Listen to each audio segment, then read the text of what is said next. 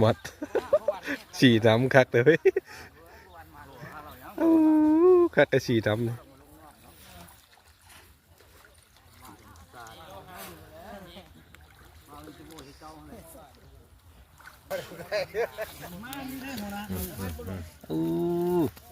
ดองธรรมชาติเลย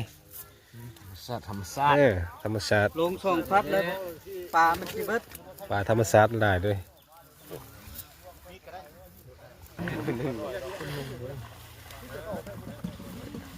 เฮ็ดมาเลยเรียบร้อยเอาไปนี่วะวิก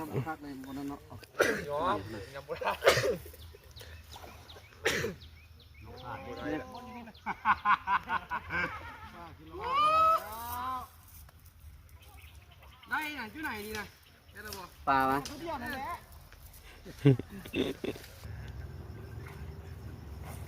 ียบร้อย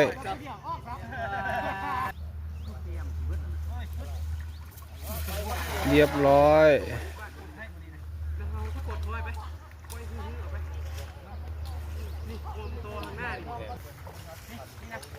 บนลูกคุณระวังไงพัดตัวที่ข้ามเขาหยิบปลดซอยเลยไปมันออกคุณระวังพวกงอมคอแล้วอันเขาปล่อยคือเรื่องตัวนี้คือข้างนอกพุทธิบอลนี่อันนี้เป็นไงดูดแล้วพดเองแล้วเอานี่บ้านุตัวนี้เขาหยิบลงปดน้ำเนี่ยไป